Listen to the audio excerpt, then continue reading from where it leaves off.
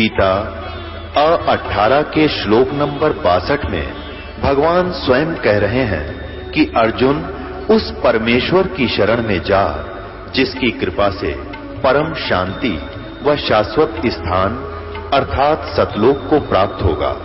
वो परमेश्वर कौन है, कहां है, कैसा है, जानने के लिए कृपया अवश्य सुनिए जगत गुरु तत्वदर्शी संत रामपाल जी महाराज के अमृत वचन। परमात्मा ने देख लिया कि काल आ बैठे इसकी मति में, एकदम अंतर ध्यान हो गए भगवान,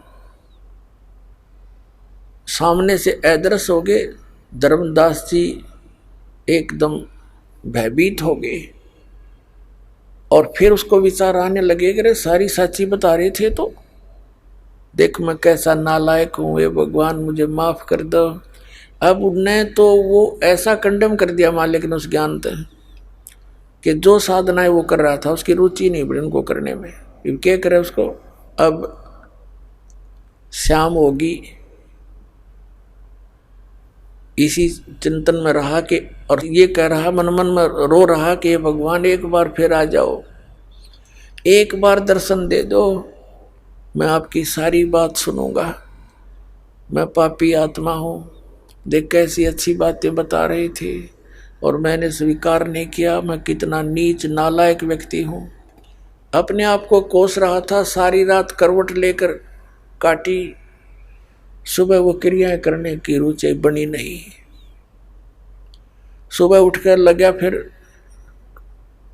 खाना बनाने के लिए शाम को लकड़ियां ला के रख लेते थे। उसने तो पूरा स्टॉक रखा था, क्यों हफ्ता 10 दिन का वहाँ टूर प्रोग्राम था उसका। तो उसमें कुछ गिल्ली लकड़ियां भी थी, कुछ सूखी भी थी। एक मोटी लकड़ी लगा के, सहयोगी लकड़ी लगा के अग्नि जला दी, रोटी लगा बनाने। सूर्य उदय होने से पहले उसने रोटी बनाना शुरू कर दिया था जब थोड़ा सा रोशनी था, और फिर रोशनी अच्छी होगी तो उसने क्या देखा कि चूल्हे में जलती हुई लकड़ी वो साथ आ गई, बिल्कुल निकट आ गई चूल्हे के पास, और वो बीच से खाली थी, थोथी लकड़ी जलती हुई। वो लकड़ी के पिछले हिस्से पर एंड पर एक तरल पदार्थ उबल रहा था। उस थोथी लकड़ी के चारों तरफ का जो एंड के ऊपर सुराख था, उसके थोड़ी सी गिल्ली लकड़ी होती है तो उसमें ऐसी व्यवस्था बन जाती है। उधर से क्या देखा कि चींटियां अपने मुख में अंडे लेकर और पीछे को भाग रही हैं, उस लकड़ी के थोथे उस सुराख में से निकलने की चेष्टा कर रही है, और वो बाहर निकल नहीं पा रही। आगे जल रही हैं अग्नि से, आगे अग्नि से जल रही हैं, पीछे आती हैं तो वो तरल पदार्थ जो चारों तरफ लकड़ी के ऊपर उबल रहा है उसमें गिर के वो चटक चटक हो रही है। अब धर्मदास, क्योंकि भगत के अंदर धार्मिकता और दयालुता घनी होती है, एकदम कांप गया सारा। ये भगवान, यदि इतनी लंबी लकड़ी थी और ये तो तकरीबन सारी ही जल गई, और इसमें ना जाने अनगिनत कितनी चींटियां जल गई है मेरे मालिक, आज इस पापी से बहुत पाप हो गया। तुरंत वो लकड़ी बुझा दी, जितना खाना बन गया था सो बन गया। अब उसने सोचा कि ये कैसे प्रायश्चित करूं इस घोर पाप का। अपनी सोच अनुसार उसने क्या प्लान बनाई कि आज मैं निराहार रहूंगा और इस भोजन को किसी साधु संत को खिला दूंगा, मेरा भार ना बनेगा। ये उद्देश्य लेकर रख कर सारी उस भोजन को थाली में चल पड़ा साधु की तलाश में। परमात्मा कहते हैं सोचल सिद्धर मैं करूं अपने जन के काज। एक साधु रूप बना करके, लाल कपड़े वालों को हिंदू धर्म में साधु मानते हैं, और बैठ के एक वृक्ष के नीचे धर्मदास जी की दृष्टि पड़ी तो तुरंत उनके पास जाकर प्रणाम किया, भोजन रख दिया। महाराज जी भोजन पा लो, भूख लगी होगी। परमात्मा ने कहा हाँ धर्मदास भूख लगी है, रख दो भाई। अब वो देख रहा है कि ये आदमी जाना पहचाना सा भी लग रहा है, पर मुझे कैसे जानता है। फिर उसने सोचा धर्मदास जी ने कि मैं बहुत भंडारे करता रहता हूँ, साधु संत आते रहते हैं, तो किसी भंडारे में आया होगा, देखा होगा, मैंने भी इसको देखा होगा। तो परमात्मा ने क्या किया, एक लोटा रखा था अपने जल का, उस लोटे में से थोड़ा जल लिया चुल्लू में और कोई मंत्र बुदबुदाया और जितना भी भोजन था उसके छींटे मार दिए जल के। क्या देखता है, देखते ही देखते सभी सारे भोजन की चींटी बन गई और प्रत्येक के मुख में अंडे सफेद सफेद। तब परमात्मा उसी रूप में आगे जिंदा वाले महात्मा का रूप बना लिया जेठिस और कहा, रे कसाई, ए धर्मदास, कल क्या कह रहा था तू कि हम जीव हिंसा नहीं करते, तेरे से तो कसाई भी अच्छा, और ऐसे पाप के भोजन को मुझे खिलाने वाला था। सारी थाली काली होगी, चींटियों से भरगी, वो बाहर निकलने की चेष्टा कर रही है थाली से। तब परमात्मा उसी रूप में आए तो धर्मदास चरणों में गिर गए और बुरी तरह रोने लगे कि हे भगवान, मुझसे गलती होगी, माफ करो मेरे दाता, मेरा तो सब कुछ उजड़ गया था, मेरी नालायकी थी दाता, क्योंकि पिछला रंग जल्दी सी उतरता नहीं। हे भगवान, हमारा बहुत दिनों से रंग चढ़ा हुआ था, आप सारी सत्य कह रहे थे और मेरी आत्मा मान रही थी, पर मन बकवाद करे था, माफ करो मेरे दाता। परमात्मा ने कहा ठीक है भाई। अब फिर परमात्मा ने उसको सारी सृष्टि रचना सुनाई, ब्रह्मा विष्णु महेश की स्थिति से परिचित करवाया, तो काफी अच्छी तरह सुना उसने। लेकिन फिर भी ये मन बड़ा उस्ताद है, प्रश्न करता ही रहा वो। धर्मदास जी ने कहा कि भगवान, हमने सुना है कि भगवान श्री कृष्ण ये विष्णु अवतार हैं, उन्होंने मोर ध्वज राजा के पुत्र ताम्र ध्वज को आरे से 2 फाड़ करवा दिया था और फिर जीवित कर दिया।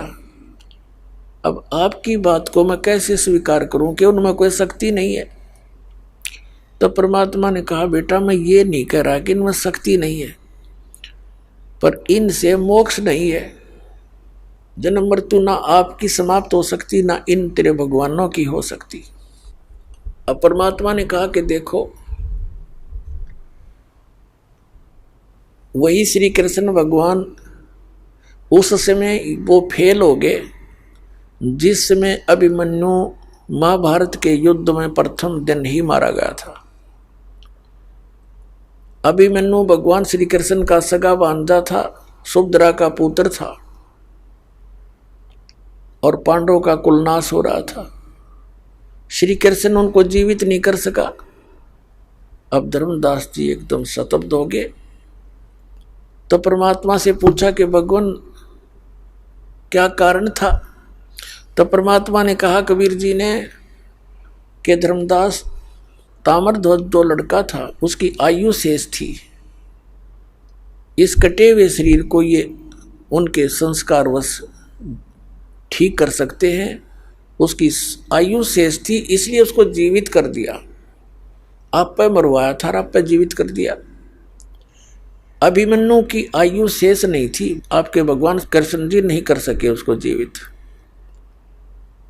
और एक परमात्मा परम अक्षर ब्रह्म है जिसकी मैंने कथा सुनी है। धर्मदास जी ने पूछा कि फिर आपको ज्ञान कहाँ से हुआ जिंदा महात्मा? कि एक कबीर नाम के महापुरुष परमात्मा सतगुरु आए हुए हैं, उस सतगुरु ने मुझे ये ज्ञान बताया है और उसी से मैं आपको आगे ये जानकारी दे रहा हूं। तब धर्मदास जी ने कहा कि भगवान, सृष्टि रचना आपने सुनाई और सतलोक की महिमा बताई, मुझे वहां के दर्शन कराओ, तब मेरा विश्वास दृढ़ हो। परमात्मा बोले, भाई बात सुन, मैं तुझे विधि बताऊंगा जो मैंने अपने गुरुदेव से प्राप्त है और उसकी तू साधना कर। जब तू शरीर छोड़ के जाएगा वहीं पहुंच जाएगा, ऐसा हठ नहीं करना चाहिए। तो फिर उसने कुछ और ऐसे ही अटपट बातें कर दी और शंकाएं बहुत पैदा कर ली, तब परमात्मा फिर अंतर ध्यान हो गए और फिर लगा बुरी तरह रोने। फिर धर्मदास जी रोते हुए वापस चल पड़े अपने बांधवगढ़ की तरफ। अब घर पर जब पहुंचे, उसकी पत्नी बड़ी धार्मिक थी। आमनी देवी ने कहा कि भगत जी, आपने तो बहुत लंबा टूर प्रोग्राम बना रखा था, इतने शीघ्र कैसे आगे वापस? तब धर्मदास जी बुरी तरह रो रहे थे। ऐसे रो रहे थे जैसे कोई निजी व्यक्ति की मृत्यु हो जा। बोला नहीं जा रहा था, कंठ रुंध गया था। उसकी पत्नी ने सोचा कि भगत जी का किसी ने धन लूट लिया। जो ये पैसा अपने रास्ते का खर्च लेकर गए थे, किसी ने लूट लिया और ये न्यू रो रहा है कि मैं कंजूस टाइप हूँ थोड़ी सी। क्योंकि धर्मदास जी खुले दिल से धर्म किया करते थे, वह टोक टाक देती थी कि इतना खर्चा नहीं करा करते, बालक भी पढ़ ले हैं। तो उसने अपने आप सोच लिया कि कहीं ये इसलिए दुखी हो कि मैं इसकी प्रत्येक क्रिया में बाधा बना करती थी और आज इसकी दशा देखकर मुझसे रहा नहीं जा रहा। तो उस रोते हुए को देखकर कहने लगी कि आपका भगवान ने घना दंड दे रखा है, आप क्यों चिंतित होते हो? किसी ने धन चुरा भी लिया तो आप दोबारा ले जाओ। काफी देर के बाद धर्मदास जी थोड़ा सा नॉर्मल से हुए। फिर बताने लगा कि आमनी, यदि मेरा भौतिक धन खत्म हो जाता तो मैं नहीं रोता। आज मेरा वो धन चला गया, शायद मुझे नहीं मिले, और वो मिलेगा नहीं, मैं जीऊं नहीं। आमनी जी ने फिर पूछा, सारी कहानी बता दी है। आमनी जी ने कहा कि आप एक व्यापारी होकर के और सौदा चूक गए।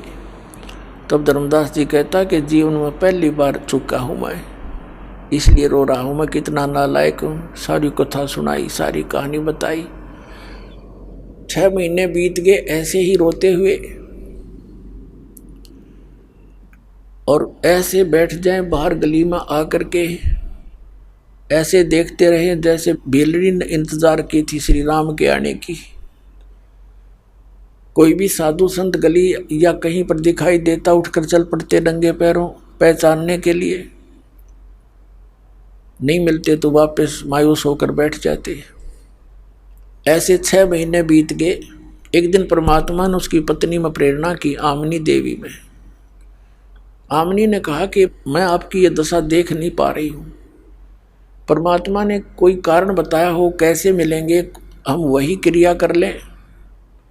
तब धर्मदास जी को याद आया, भगवान ने कहा था कि जहाँ भी धार्मिक अनुष्ठान होते हैं वहाँ मैं पहुँच जाता हूँ, नहीं तो ये काल ये धार्मिक अनुष्ठान होने नहीं देता, चाहे वो कैसे भी कर रहे हैं। मैं चाहता हूँ आस्तिक बनी रहे, काल चाहता ये नास्तिक हो जाए। तब आमनी ने कहा कि आप भंडारा कर दो। आमनी ने 1 दिन का कहा, उसने 3 दिन का रख दिया।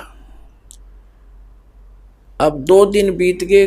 भंडारे में भगत संत जन आ रहे हैं, भोजन खा रहे हैं, जा रहे हैं, दक्षिणा ले रहे हैं। अब तीसरा दिन भी दोपहर की बात हो गया। अब वो महात्मा नहीं आए तो धर्मदास जी ने फाइनल फैसला कर लिया कि हे परमात्मा, यदि आज दर्शन नहीं दिया, आपका दास संसार में नहीं रहेगा। आज मैं आत्महत्या करूंगा। थोड़े से भक्त शेष रह रहे थे भोजन करना, तकरीबन सब भोजन करके चले गए थे। परमात्मा ने देख लिया आज यो पक्का मरेगा।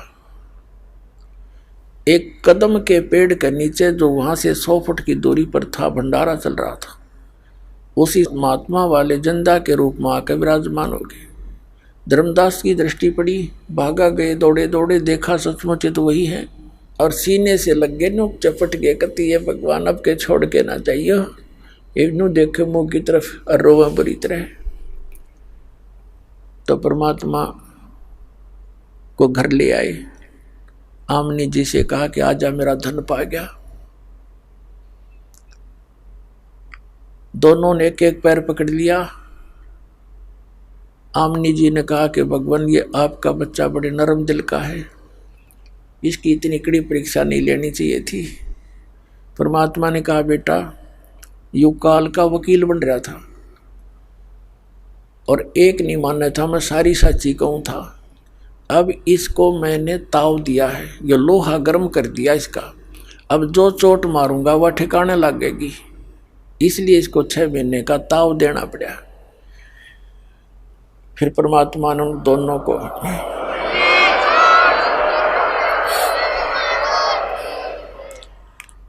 दोनों को प्रथम मंत्र दिया।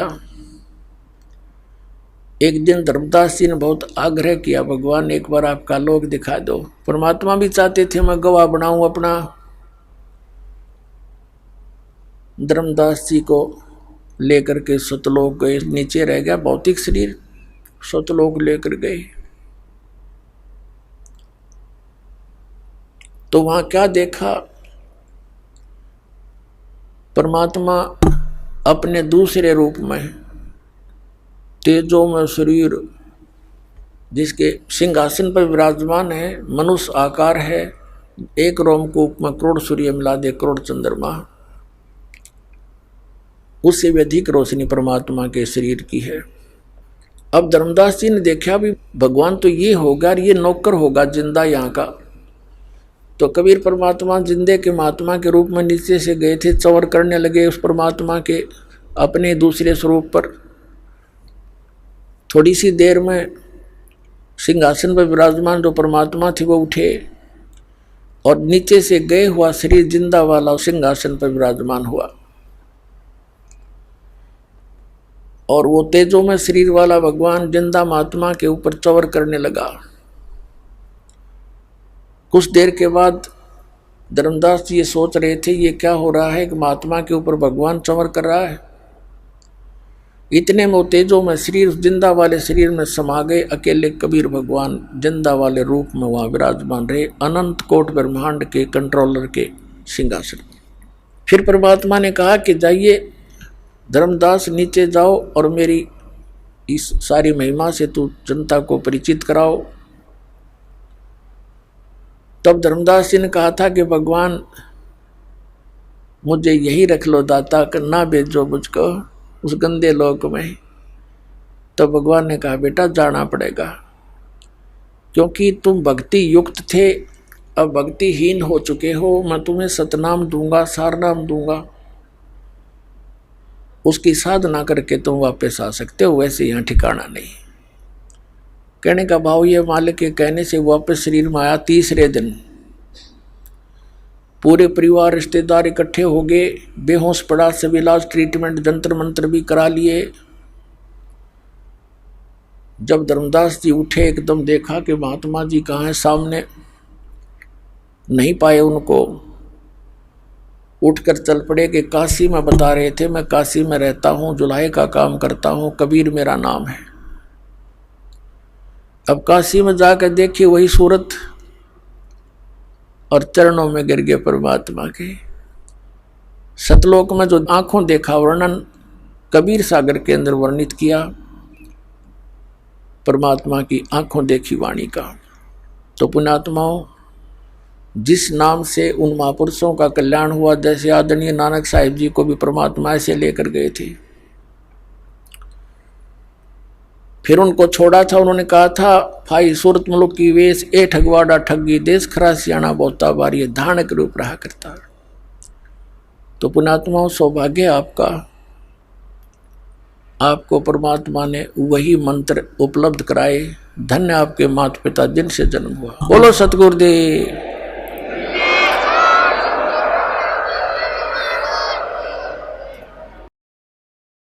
परम पिता परमात्मा पूर्ण ब्रह्म सारी सृष्टि के रचनहार कबीर परमेश्वर जी की असीम कृपा से आप चंद पुण्यात्माएं सत्संग सुनने के लिए उपस्थित हुए हैं।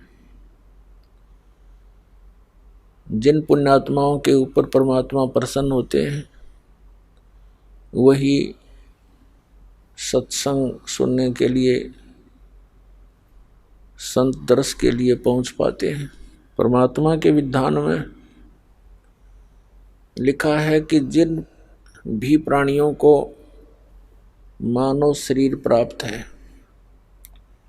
ये सभी पुण्यकर्मी प्राणी हैं, लेकिन जिनके अंदर परमात्मा की विशेष आस्था है, परमात्मा की तड़फ है, वो और अच्छी पुण्यकर्मी आत्माएं हैं, अत्यधिक पुण्ययुक्त हैं। और जिन पुण्यात्माओं को सतगुरु मिल गए, सत्य भक्ति प्राप्त होगी, वो मानव शरीरधारी प्राणी अत्यधिक पुण्ययुक्त प्राणी है। आप उन तीसरी कैटेगरी के अति उत्तम पुण्यकर्मी प्राणियों में से एक हैं जिनको सतगुरु मिला और सत्य भक्ति प्राप्त हुई। अन्य मानव शरीरधारी प्राणी सभी पुण्यकर्मी हैं। दुर्भाग्य उनका जो परमात्मा की कसक में, परमात्मा की चाह में इन नकली ऋषि महर्षि गुरुओं मंडलेश्वरों के पास पहुंच गए और उनको परम संत परम धनी महर्षि तत्वेता संत जानकर उनसे दीक्षा लेकर निश्चिंत हुए। तो पुण्यात्माओं, ये सारी व्यवस्था जो है पिछले संस्कारों पर निर्भर करती है। जो प्रथम प्रकार के प्राणी हैं, जो मनुष्य शरीर प्राप्त है लेकिन परमात्मा की उनको कोई चिंता नहीं, कोई चाह नहीं, वो पुण्यकर्मी तो हैं क्योंकि वो परमात्मा प्राप्ति करने वाले उस विद्यालय में प्रवेश पा चुके हैं। उनको ये अलग से ड्रेस मिल गई है जो विद्यार्थियों की होती है, यानी मानव शरीर स्त्री या पुरुष का ये वो ड्रेस है, ये वो पोशाक है जो एक विद्यार्थी को प्राप्त होती है। तो आप जी उस विद्यालय के विद्यार्थी हैं, सभी मानव शरीरधारी प्राणी। जिस विद्यालय में शिक्षा ग्रहण करके उसका बेनिफिट हमें बाहर फील्ड में प्राप्त होगा। जैसे विद्यार्थी कॉलेज या स्कूल में पढ़ते हैं तो वो वहाँ अपनी पढ़ाई ठीक से करके दिन रात एक करके शिक्षा ग्रहण करके उत्तीर्ण होकर कॉलेज छोड़कर जब चले जाते हैं उनको अन्य स्थानों पर उसका लाभ मिलता है, नौकरी मिलती है या कोई व्यवसाय प्राप्त होता है। और जो विद्यार्थी विद्यालय के उस शिक्षा के दौरान ही, उस शिक्षा समय के दौरान ही, उसके अंतर्गत ही विद्या ग्रहण ना करके वो सिनेमा देखता है और अच्छा खाता पीता उड़ता पहनता है और सो जाता है, अर्थात अपने उद्देश्य से विचलित होकर, और कॉलेज के दौरान कॉलेज के समय में जो सुविधाएं प्राप्त कर रहा है वो विद्यार्थी अपने जीवन को नाश कर रहा है। तो पुण्यात्मा, आप जी पूरे विश्व में जितने भी मानव शरीरधारी प्राणी हैं सब को परमात्मा ने वो ड्रेस दे रखी है, एक पहचान है कि आप विद्यार्थी हैं। विद्यार्थी को माता पिता प्रत्येक सुविधा देते हैं, घर के घरेलू कार्य से भी उनको दूर रखते हैं, जो भी उसकी पढ़ाई में खर्चा पैसा होता है व्यय होता है वो खुश होकर करते हैं, दिल खोल कर करते हैं। और वो बच्चा इतनी सुविधा प्राप्त करके फिर पढ़ता नहीं है तो उसका फिर जीवन नरक बन जाता है। ठीक इसी प्रकार ये स्थान स्थायी नहीं है जहां आप रह रहे हो, और इस मनुष्य जीवन का उद्देश्य केवल इतना ही नहीं है जितना आप जी सत्संग प्राप्ति से पहले कर रहे हो। संतान उत्पत्ति, उनकी परवरिश, विवाह कर देना, उनके फिर संतान की आशा लगाकर जीवन व्यतीत करना, फिर मृत्यु को प्राप्त हो जाना और अपने मनुष्य जीवन के कर्म को और कर्तव्य को पूरा जान लेना, ये हमारी तत्व ज्ञानहीनता थी। तो पुण्यात्माओं, जैसे आप यहाँ पढ़ोगे, ये शिक्षा ग्रहण करोगे, यानी परमात्मा के ज्ञान को सुनोगे, फिर जैसा भी आपको क्रियाएं बताई जाती हैं उन साधनाओं को करोगे,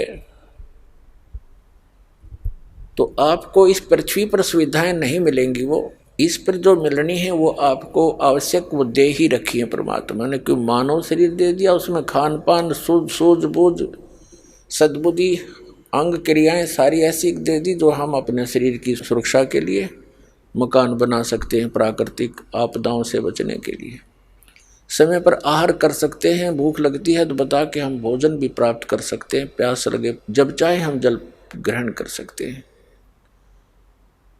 तो ये हमें सद्बुद्धि दी, तो इस सद्बुद्धि का हम प्रयोग करके भक्ति करके सतलोक जा सकते हैं। ये पूरी पृथ्वी एक यूनिवर्सिटी समझो, स्कूल कॉलेज समझो, और जिसको जैसा टीचर मिला है, जिसने जहाँ की जैसी ट्रेनिंग की है, उसी ट्रेनिंग का ही वो आगे लाभ प्राप्त कर सकता है। जैसे किसी ने श्री विष्णु जी सतगुण की पूजा की है तो उसको पृथ्वी की बजाय विष्णु जी के लोक में जाकर के वो सुविधा प्राप्त होगी। जैसे फील्ड में यानी क्षेत्र में जाकर ही विद्यार्थी को नौकरी मिलती है, जॉब मिलती है। ऐसे ही जिसने शिव जी की भक्ति की शिवलोक में चला जाएगा, जिसने ब्रह्म की भक्ति की वो ब्रह्मलोक में चला जाएगा, और जिसने श्री देवी दुर्गा की भक्ति की वो दुर्गा जी के लोक में चला जाएगा, और जिसने पूर्ण ब्रह्म परम अक्षर ब्रह्म सत्य पुरुष की साधना की तो सतलोक में चला जाएगा। तो हम यहाँ जो सुविधाएं बटोर रहे हैं ये बालकों जैसी बुद्धि युक्त हैं। हम सारा जीवन कोठी बनाने में, प्लाटों के खरीद कर साहूकार बनने में, और विवाह शादियों के अंदर जो हम अपनी परंपराएं बिगाड़ कर इतने विशाल कर बैठे हैं, जो हमारा सिर दर्द बन गई है, इन्हीं के निर्वाह में, इन्हीं के निभाने में हम सारा जीवन व्यर्थ कर जाते हैं। और सारे जीवन में जो हम संग्रह संचित करके कोई कोठी बंगले बैंक बैलेंस बनाते हैं वो यही रह जाते हैं और हम मुंह लटका कर जाते हैं। परमेश्वर ने स्वयं आकर के हमें ये ज्ञान दिया कि आप जी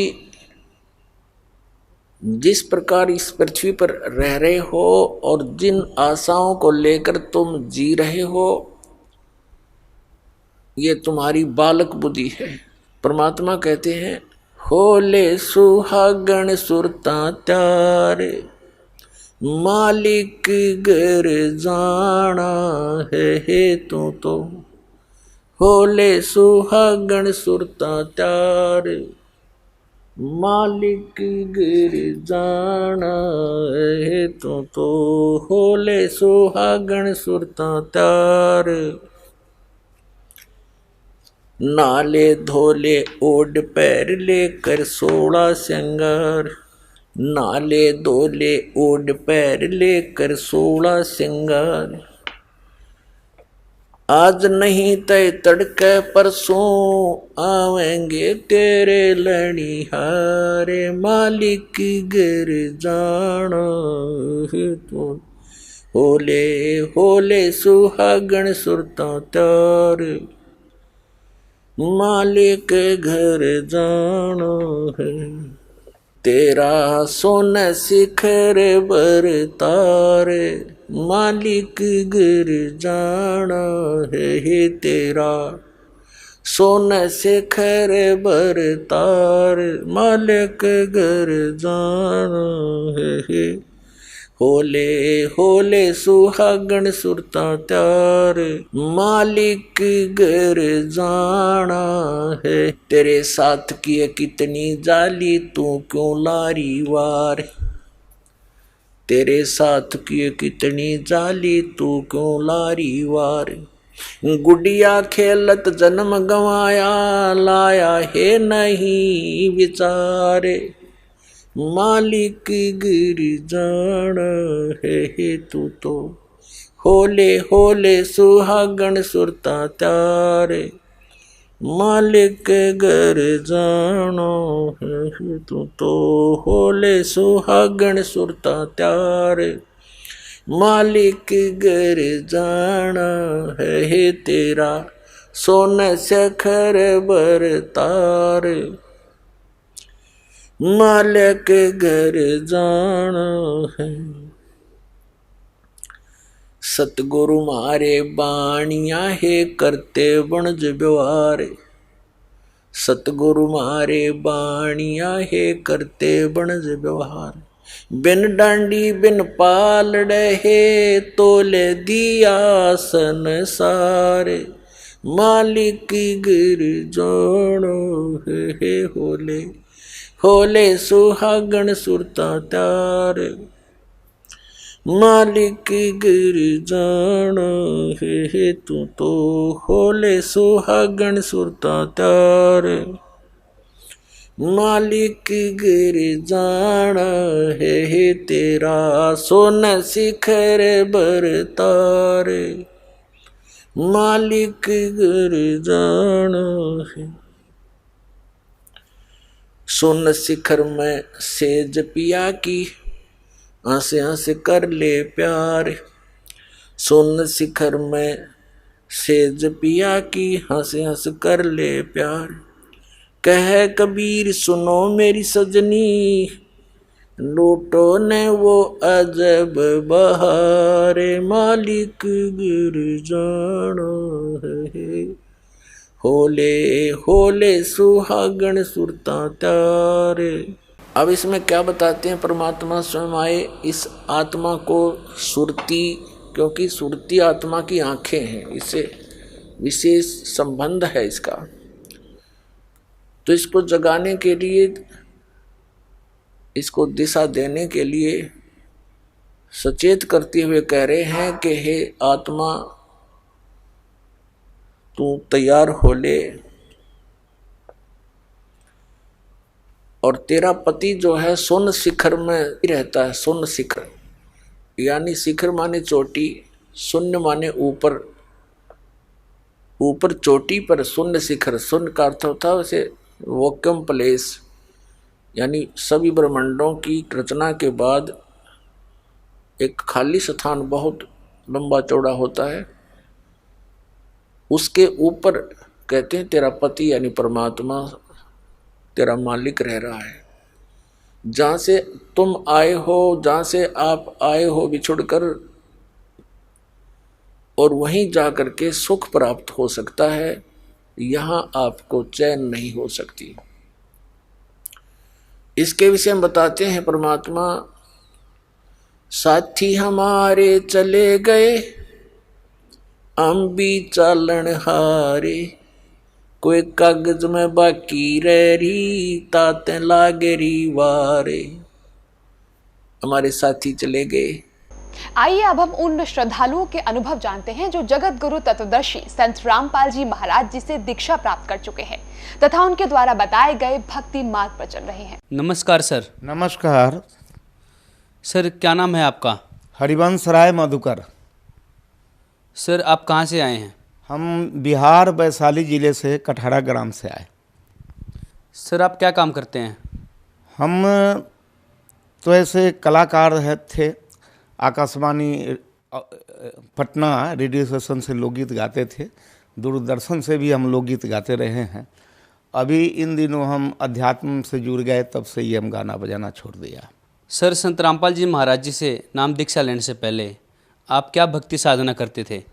हम अध्यात्म से जुड़े हुए थे और प्रभु परमात्मा के पाने की चेष्टा से, लगन से मैं कई मत पथ में गया जहाँ हमको इस जिज्ञासा से गए कि हमको प्रभु परमात्मा की जानकारी होगी, और इस कारण से मैंने रामानंद स्वामी के पथ में, वो देहात में चलने वाले बचन वंश कबीर पंथी में और आर्य समाज में, या वो बाल जोगेश्वर जी में, सतपाल जी में, ठाकुर अनुकूल चंद जी के सत्संग में और प्रजापिता ब्रह्मा कुमारी के सत्संग में कई स्थानों पर हम लगभग 13 मिशन में घूमे परमात्मा के दर्शन के लिए, लेकिन कहीं से हमें कुछ प्राप्ति नहीं हुआ। कोई तो आंख बंद करने को कह दिया, कोई कहा ध्यान लगाओ, कोई कहा कर्म नेवली करो, कोई कुंडलियां जागृत करने को कह दिया, किसी ने कहा कि वो नाक के ऊपर दोनों दृष्टि जमा करके देखो भगवान का दर्शन होगा। बहुत हम परेशान में पड़ गए, देखा कि हर जगह वही बात है, ठगी की बात हो रही है। तब हमें कान में एक शब्द मिला निरंकारी मिशन का, जो निरंकारी मिशन 1992 में बहुत कम जत्थे में था, और उस समय जब हमारे ध्यान में आया निरंकारी मिशन, तो उसमें हमने जाकर के ज्वाइन किया। ज्वाइन करने के बाद में हमें जो ज्ञान दिया गया, कहा गया कि यहाँ प्रभु परमात्मा का दर्शन होता है, और इसी जिज्ञासा से हम उनके पास जाकर के बैठ गए। पहले तो उन्होंने 5 प्रण कराया और कहा कि ये 5 प्रण के बाद प्रकृति का वो नाम गिनाया, सूरज चांद सितारे ये सब भगवान नहीं है, और ये तन मन धन सब परमात्मा का है।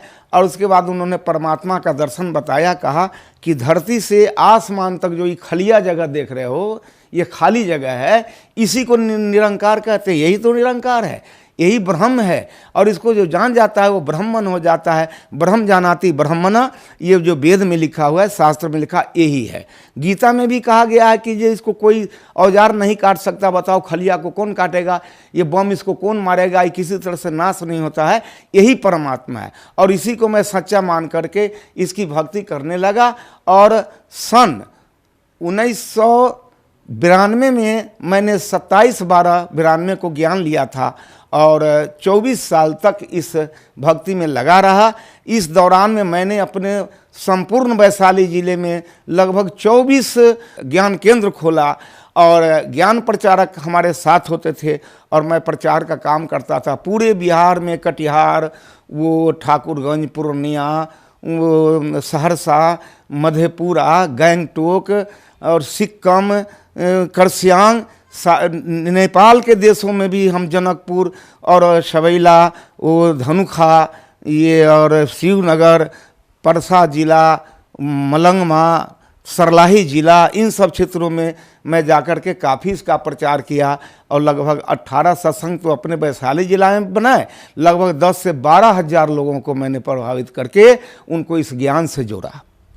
सर, अभी आपने बताया कि आपने 24 ज्ञान केंद्र खोले, तो सर आपने किस पंथ के 24 ज्ञान केंद्र खोले थे? हमने 10 से 12 हज़ार लोगों को ये ज्ञान से प्रभावित करके निरंकारी मिशन के संस्था से जोड़ दिया। सर, आपने बताया कि आप 24 साल तक निरंकारी मिशन से जुड़े रहे, तो सर इस 24 साल में आपको क्या ज्ञान की अनुभूति रही है? सर, इसमें हमको मिला जुला कर कोई अनुभूति नहीं हुई, और न मैंने कुछ देखा, और न इसके हमको कुछ लाभ भी प्राप्त हुए। ऐसे ही हम भजते चले जा रहे थे, और उसमें एक साधारण मंत्र था, तू ही निरंकार, मैं तेरी शरण हाँ, मैनू बख्श लो। यही जपते जपते मेरा 24 साल का समय निकल गया, लेकिन इससे कुछ लाभ नहीं हो सका। विगत 19 जून 2017 को मैं बड़ा सख्त बीमार पड़ गया। बीमार पड़ने का कारण हो गया मेरे पास डायबिटीज का बीमारी, जो 600 चीनी बराबर रहता था, और उसके बाद ब्लड प्रेशर था, लीवर में सूजन था, किडनी में भी दाग था, और पित्त की थैली में ये पथरी था 13 mm का, जो हमें बहुत कमज़ोर कर दिया था। डॉक्टर लोगों के पास हम गए, कहीं से हमको कोई इजाफा नहीं मिल पाया। मैंने 48,000 रुपया खर्च करके बाद और धराशायी हो गए थे, बिछावन से उठ नहीं पा रहे थे। उसी पर हम पड़े थे, 5.5 महीना हो गए। और जिस मिशन को हमने इतना लोगों को जोड़ कर लगभग 24 साल में 50 लाख रुपया मंडल को भेज दिया, प्रणामी का पैसा, लेकिन उनको खबर हुई, लेकिन कोई आदमी हमको देखने तक नहीं आया, खोजने तक नहीं आया कि कहाँ ये मधुकर जी पड़ा है। जबकि उस मिशन में हम एक मुखी के पद पर थे, और गुरगद्दी पर बैठ कर के 3-3 घंटा प्रवचन करते थे, और लोगों को प्रभावित करते थे, और ज्ञान दिलवा करके उसको उनसे जोड़ते थे। किसी ने नहीं देखा। इस क्रम में मैं दूर दूर जगहों पर जा कर के और सत्संग प्रवचन किया करता था। गुरुगद्दी पर हमको बैठाया जाता था। वहाँ से हम अध्यात्म प्रवचन करते थे, गीता से, रामायण से, कुरान से, पुराण से, वेदों से, शास्त्रों से कह करके लोगों को प्रभावित करते थे। कभी कभी इतने जिज्ञासुओं का भीड़ हो जाता था कि नमस्कार करने में लाइन बन जाती थी और बड़ी भीड़ हो जाती थी। तब हमारे दोनों पैर पर, अलग अलग दोनों पैर को करके दायां बायां, एक पर बहनें और एक पर भाइयों का लाइन लगता था और सभी लोग सर पटक करके हमारे चरणों पर नमस्कार करते थे। और उसी में लोग ये जिज्ञासा करते थे कि बाबूजी जरा माथे पर हाथ रख दो, और मैं माथे पर हाथ रख देता था। जरा धौना में, पीठी में दर्द हो रहा है, इस पर जरा हाथ कर दो, ये बच्चे को जो आशीर्वाद दे दो, ये बड़ा बीमार रहता है। ये सब काम हमें करना पड़ता था और उसको करते थे। सर, आपने बताया कि आप निरंकारी मिशन की गद्दी पर बैठते थे, निरंकारी पंथ से जुड़े थे, आप प्रवचन करते थे स्वयं, और फिर आप संत रामपाल जी महाराज जी की शरण में आ गए। सर, आपको क्या ऐसा लगा? निरंकारी मिशन में तो बहुत सारे लोग ने हमारे दुख को मेरे कहने पर जाना, लेकिन उसमें मेरा कोई इलाज नहीं हो सका। और वहाँ तो बड़ी बड़ी औषधालय भी खुली हुई है, क्या क्या है, लेकिन हमको कोई सहारा कहीं से कुछ नहीं मिला। और डॉक्टरों से परेशान होकर के हम बिल्कुल निराश हो गए थे और धाराशायी होकर के बेड पर पड़े हुए थे। 5.5 महीना हम लगातार बेड पर ही पड़े रहे, जहाँ पैसे के अभाव में दवा भी नहीं खा पाते थे और हमें खाना भी नहीं खाने का इच्छा होता था। केवल पानी पी के, दूध पी के, एक आध रोटी किसी तरह से खा करके हम पानी पी लेते थे। इसी बीच में हम सोचे कि अब हम नहीं बचेंगे। एक साथी मेरा पंजाब रहता है, वो जब लौट के घर गया तो हमसे भेंट करने गया। जाने के बाद कहा कि आपने कैसी हालत बना ली, बताइए, भगवान का भक्ति करते हैं, ये हालत आपका बन गया है, तो ये कैसे हो गया? हमने कि ऐसे ही हो गया, अब हम क्या करें। तो उन्होंने एक किताब हमको दिया पढ़ने के लिए, और वो किताब का नाम था ज्ञान गंगा। ज्ञान गंगा किताब हम पढ़ने के काबिल भी नहीं थे, इतने कमज़ोर हो गए थे। मैंने कहा कि हम किताब तो नहीं पढ़ सकते, ज़रा तुम ही पढ़ के सुनाओ तो अच्छा रहेगा। तो वो 3 रोज आकर के हमको किताब का कहीं कहीं का कोई चैप्टर पढ़ के सुनाया। हमको बहुत अच्छा लगा। अब किसी की किडनी खराब है और उनका डॉक्टर इनकार कर रहा है, कहता है 4 लाख रुपए लगेंगे, और वो बताना है कि नहीं मेरा किडनी ठीक हो गया सतगुरु रामपाल जी की कृपा से। किसी का लीवर खराब है, किसी के स्तन में घाव है, ममाद निकल रहा है, परेशान है, किसी के पेट में दर्द है, लगता है कोई भीतर दांत काट रहा है। ऐसे ऐसे बहुत सारे रिपोर्ट आए। तो मुझे पहले तो धीरे धीरे इस पर विश्वास होने लगा। हमने सोचा कि अब मैं क्या करूं, हम भी अब वहाँ कुछ फ़ोन करके पता करना चाहते हैं। तो उन्होंने कहा कि पता है इसका? तो हाँ, फ़ोन नंबर है। हमने कहा कि रुक जाओ, आज रात में हम सतगुरु रामपाल जी महाराज से हम बात करेंगे, तब हम कल आपको कुछ बताएंगे। तो उन्होंने कहा कि कैसे बताइएगा, वो तो जेल में रहते हैं। हमने कि हम भी तो गुरु की सेवा कर रहे हैं 24 साल से, और ये सतगुरु हैं तो जरूर हम पर कृपा करेंगे, मुझे विश्वास है। ऐसा सोचकर मैं रात में 9 बजे खाना उना खा करके जब सोने गए तो हम तो कुछ जानते नहीं थे, हम तो केवल इनका नाम सुनते थे और किताब में फ़ोटो देखा था। इन्हीं के फ़ोटो को हमने कहा सतगुरु रामपाल जी महाराज की जय, रामपाल जी महाराज की जय, 5 बार यही जयकारा लगा करके हम हाथ जोड़ करके प्रार्थना किया कि हे सतगुरु रामपाल जी महाराज, आपकी बहुत सारी प्रशंसा इस किताब के अंदर मैंने सुनी है। बहुत सारे लोगों का बीमारी भी ख़त्म हो गया है, मेरी भी बीमारी ख़त्म करो और मुझे भी ठीक कर दो। अगर ऐसा कर दोगे तो शेष जीवन जो मेरा बचेगा ये हम आपके चरणों में बिताएंगे, आपके चरणों में भक्तों की सेवा करके अपना जीवन बिताएंगे। और ऐसा करिए कि मैं बहुत दुखी हो गया हूँ, अगर ठीक करना है तो आज रात में आकर के आज रात भर में ही हमको ठीक कर दीजिए। 2, 4, 10 रोज लगाइएगा तब इस चीज़ को हम नहीं मानेंगे। ऐसा प्रण करके हम सो गए। कई दिन नींद भी नहीं आ रही थी, उस दिन नींद भी बहुत अच्छा पड़ा। 3:30 बजे भोर की बात है कि हम जहाँ सोए हुए थे उसी में निरंकारी आश्रम चलता था, हर रविवार को सत्संग चलता था।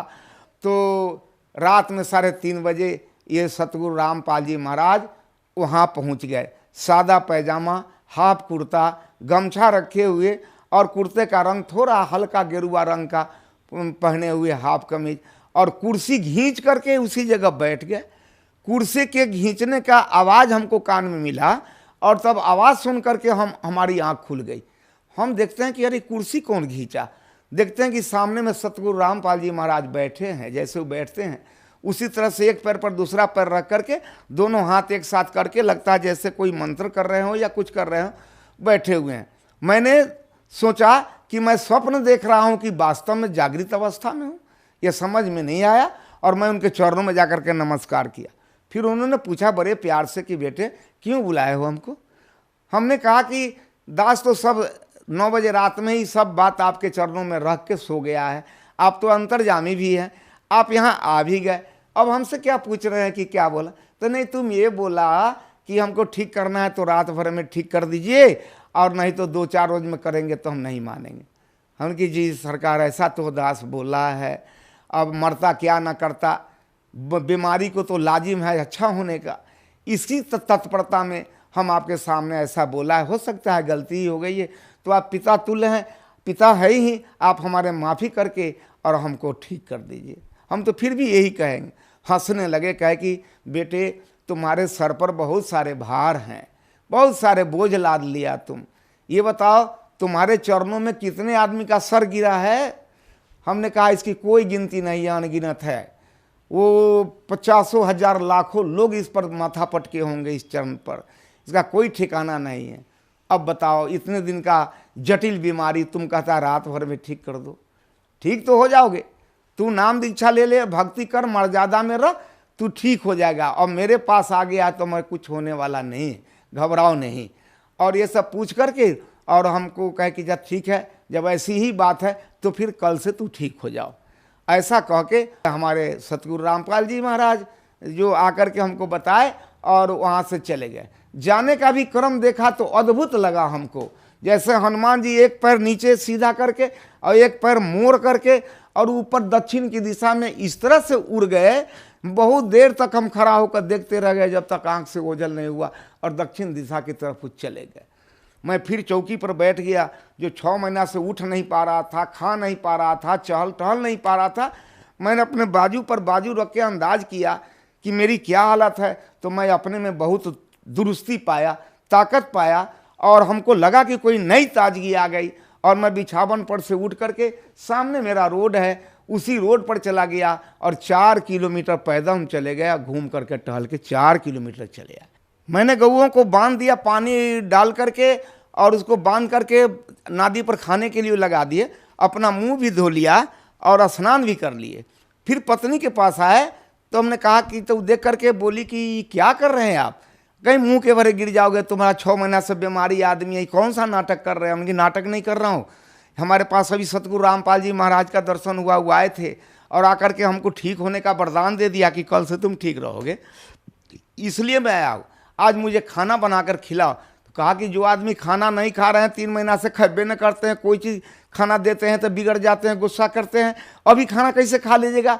हमने खिलाओ ना, हमको बहुत भूख लगी है महाराज, हम खाना खाना चाहते हैं। वो खाना बनाने लग गई और हम उस दिन से प्रतिदिन कुछ न कुछ अच्छे ही होते जा रहे हैं, अच्छे ही होते जा रहे हैं। मैंने 13 रोज रास्ता देखा कि मैं ठीक तो हो गया हूँ, नाम दान लूँ कि नहीं लूँ, ये टेम्पोररी ठीक हुआ हूँ कि परमानेंट हो गया हूँ, यह मुझे पता नहीं चल रहा था। तो हम 13 रोज इसका इंतजार किया, 13 रोज बिल्कुल मैं ठीक ठाक रहा, 14वां रोज भी ठीक रहा, तब जाकर के हम, ये 2 अक्टूबर की बात है, रात की घटना है, 15 अक्टूबर को मैंने जाकर के नामदान केंद्र में, वहाँ समस्तीपुर ठाड़ा गोपालपुर में नामदान ले लिया। जब ये ज्ञान को मैंने देखा तो मैं तो दंग हो गया। वो जहाँ जहाँ लोग बताते थे, किसी ने कहा कि ये श्वास चल रहा है ये भगवान है, किसी ने आंख जांच दिया कहा इसमें लाइट आता है सो भगवान है, किसी ने ऊपर ताकने को बताया, किसी ने कान मूंदने को बताया, और यहाँ जो ज्ञान बताया गया कि नहीं नहीं प्रभु साकार है और इसको तू देख लो। जब इस ज्ञान को मैंने देखा तो मैं दंग रह गया और हक्का बक्का हो गया कि दुनिया में कैसे कैसे लोग किस किस तरह के भगवान दिखलाते हैं, ना जाने कहाँ कहाँ से चुन चुन करके कैसे कैसे भगवान लेकर के दिखलाते हैं। कोई नकली भगवान दिखलाते हैं, कुछ करते, सब को देखते देखते हमको यहाँ समझ में आया कि असली भगवान ये है। और उन्होंने कहा कि कबीर इज गॉड, यही है कबीर, इसको देखो। और इसका प्रमाण ऋग्वेद में बताया और इसका प्रमाण अथर्ववेद में बतलाया, इसका प्रमाण गीता में भी बतलाया, इसका प्रमाण वो शास्त्रों में बतलाया, उपनिषद तक में बतलाया, देवी भागवत पुराण में भी बतलाया। सबको समझा बुझा करके सत्संग करा करके तब मुझे ज्ञान दिया। और ज्ञान लेने के बाद मैं बड़ा प्रसन्न हुआ। मेरे कलेजे में ये पित्त के थैली में जो पत्थर था, वो पत्थर का दर्द कभी कभी हमको होता था। जब हम सेकेंड बार पेशी में यहाँ आए हिसार फरवरी महीने में, तो वहाँ से हम चले आए। ट्रेन में हमको वो दर्द होने लगा। दर्द से हम बेचैन हो गए। हम किसी तरह से हिसार पहुँच गए, वहाँ पेशी लगाए। लौटने के बाद भी हमको खाने की इच्छा नहीं हो रही थी। हमको लगा कि फिर पहले जैसा बीमारी हो गया और ये दर्द हो गया। हमारे साथ के लोग बहुत खाने को प्रयास किया, हमने ये कुछ नहीं खाएंगे, मेरा तबीयत ठीक नहीं है।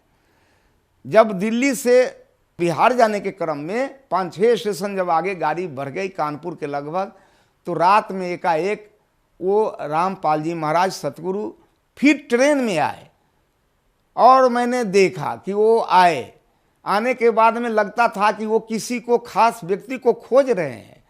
आते आते मेरे बेड के पास चले आए। सीट पर मैंने खिड़की की तरफ सिर करके सोया हुआ था, चित्त पड़ा हुआ था। वो सीधे दोनों हाथ को इस तरह से बनाए हुए आए और मेरे कलेजे में दोनों हाथ को घुसेड़ दिया। जब हाथ इसमें घुसेड़ दिए तब हम देखते हैं कि नहीं, एक खुला मड़ई में हम पड़े हुए हैं, मेरा लाश पड़ा हुआ है और उसमें से हम निकल कर 2 हाथ की दूरी पर अलग बैठे हुए हैं और मेरे लाश में ये दोनों हाथ समा दिया। वैसा वैसा वहाँ 5-6 लाश और पड़ी हुई थी, जिसको देखकर यह प्रतीत होता था कि मेरे बाद इन सब लाशों का भी ऑपरेशन होगा।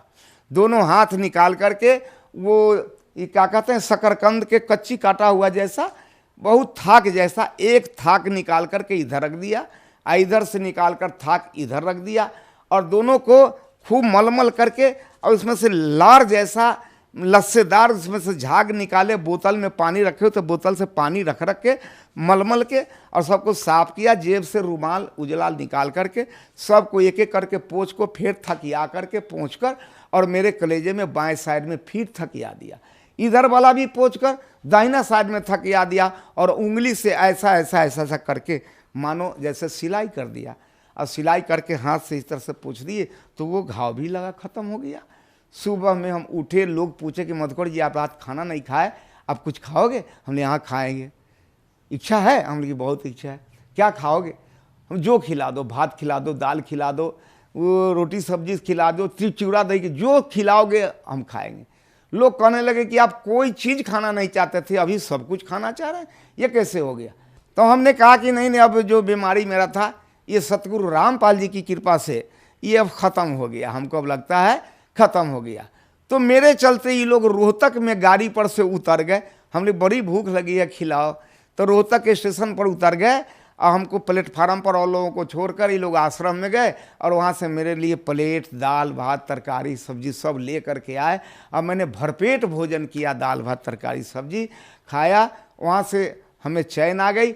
फिर लौट करके गए तो रास्ते में ये लोग फिर पटना में दही चूड़ा भी खिलाया, भूजा भी खिलाया, सारे सामग्री को खिलाया और उस दिन से हम बिल्कुल ठीक हो गए। अब हमको लगता है कि वो दर्द भी हमको अब स्वप्न के रूप में भी कोई महसूस नहीं होता है कि दर्द हो रहा है या नहीं हो रहा है। वो लगता है अब है ही नहीं, वो पत्थर उथर सब खत्म है सतगुरु रामपाल जी महाराज की कृपा से। सर एक बात बताइए, आप 24 साल से निरंकारी मिशन से जुड़े हुए थे, यहाँ तक कि आप गुरुपद पे थे और आप वहाँ पर प्रवचन भी देते थे, लेकिन फिर आप संत रामपाल जी महाराज के शरण में आए। संत रामपाल जी महाराज जी के ज्ञान में और निरंकारी मिशन के ज्ञान में आपको क्या भिन्नता नजर आई सर? निरंकारी मिशन के ज्ञान में और ये संत रामपाल जी के महाराज के ज्ञान में बहुत अंतर आया, क्योंकि यहाँ स्पष्ट रूप से बताया जाता है और वहाँ एक मानने की बात कही जा रही है कि मानो, ये मान लो कि यही भगवान है, यही खलिया है सो भगवान है। और यहाँ जानने की बात कही जाती है कि जानो कि ये भगवान है। यहाँ दिस की बात है, यह की बात है, वहाँ दैट की बात बताई जा रही है कि वह भगवान है। अब पता नहीं वो कहाँ है, सातवां आसमान के ऊपर है या नीचे है, क्या है नहीं है, कुछ भी नहीं है। सर जो श्रद्धालु आपको देख रहे हैं और जो श्रद्धालु निरंकारी मिशन से अभी भी जुड़े हुए हैं, आप उन्हें क्या संदेश देना चाहते हैं? जैसे कि दास 24 साल अपने जीवन का मूल समय, जवानी का समय इस निरंकारी मिशन में फंस करके कहाँ कहाँ अपने पूरे बिहार के बाहर भी, नेपाल के देशों में भी जा कर के कई जगह स्थानों पर जाकर के प्रचार प्रसार किया, अपना जीवन तो गंवाया लेकिन अपनी खुद रक्षा नहीं कर सका। आप लोगों को मालूम है, अच्छी तरह आप जानते हैं कि पिछले वर्षों में निरंकारी मिशन के प्रवर्तक सम्राट मुखिया जो जिनके द्वारा ये सत्संग का कार्यक्रम चल रहा था, वो खुद ही ये डेनमार्क में 4 चक्के गाड़ी पर एक्सीडेंट होकर के मर गए। दास को बड़ा झटका लगा कि जिनके भरोसे पर मैं मोटरसाइकिल चलाता हूं और उनका नाम लेता हूं कि हे परमात्मा आप मेरी रक्षा करो, आप मेरी रक्षा करना, उनके नाम पर मैं खुद गाड़ी चलाता हूं और जो गाड़ी से एक्सीडेंट करके मर गए तो मेरा क्या होगा, मेरी रक्षा कौन करेगा। और मेरे जेहन में ये बात आया कि जो स्वयं का मक्खी नहीं उड़ा सकता वो मेरा कुकुरमाची क्या उड़ा देगा। और बड़ा ठेस पहुंचा मुझे और तब से मैं संकल्प लिया कि नहीं नहीं नहीं, इस मिशन को तो कल छोड़ना है। अभी भी हमारे जितने इसके अंदर में बैठे हुए लोग, चाहे संसारिक हों या जगत हों या भगत हों या हमारे निरंकारी मिशन के लोग हों, मैं उनसे ही प्रार्थना करूंगा कि मेरे जैसे सोचा बेचारी करके, बिना जाने बिना पहचाने झूठी बड़ाई करके अपना 24 साल का जो मैंने जीवन नाहक में बर्बाद कर दिया और बीमारी का शिकार बन गया, लेकिन कोई मेरी हाल पूछने के लिए नहीं आया कि तुम्हारी क्या हाल है। कोई 10,000 रुपया मेरा मदद नहीं कर सका। ऐसे जगह पर मैं पड़ा हुआ था। इसलिए हम फिर पुनः आपके श्रवण शक्ति में ये आवाज़ को पहुंचा रहे हैं कि आप नकली से बच करके असली में आकर के सतगुरु रामपाल जी के शरणों में आकर के अपना हर तरह से अपना कल्याण करें। सर, आपको पूरा विश्वास है कि आपके गुरु संत रामपाल जी महाराज जेल से बाहर आएंगे? क्या निर्दोष है? पूरा विश्वास है।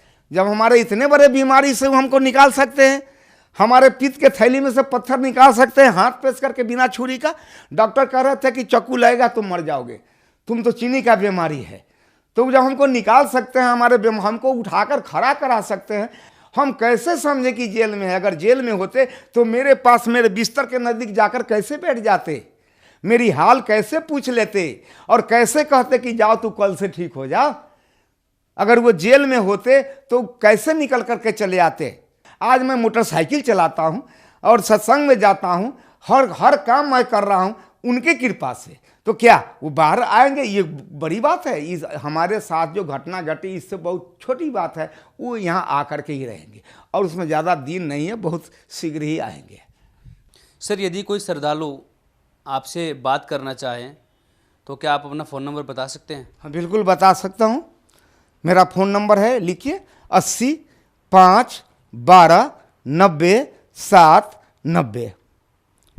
सर, संत रामपाल जी महाराज जी से यदि कोई श्रद्धालु नाम दीक्षा लेना चाहे तो कैसे ले सकते हैं? ले सकते हैं। अभी उनके बहुत सारे चैनल चल रहे हैं, जिस चैनल पर इनका प्रोग्राम बराबर होते रहता है, शाम में होता है, दोपहर में होता है, तो आप उस पर ध्यान देंगे तो चैनल चलते हुए वो नीचे में उनका फ़ोन नंबर आता है, जहाँ जहाँ उनका आश्रम, सतलोक आश्रम, और उसका फ़ोन नंबर उस पर नीचे लिखा रहता है। उसी फ़ोन नंबर को आप नोट कर लीजिए और उसी फ़ोन नंबर से आप पूछ लीजिए, आपको बता दिया जाएगा कहाँ एरिया है, किस जगह रहते हैं, आपके नज़दीक में कौन सा नामदान केंद्र नज़दीक पड़ेगा। वहाँ जा कर के आप आसानी से ज्ञान ले सकते हैं, नामदान ले सकते हैं और अपने जीवन को बदल सकते हैं, अपने जीवन को सुहेला कर सकते हैं।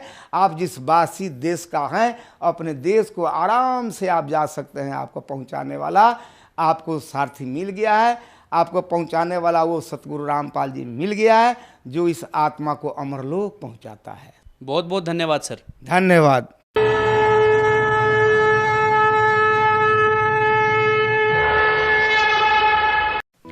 आप सुन रहे थे जगत गुरु तत्वदर्शी संत रामपाल जी महाराज के मंगल प्रवचन।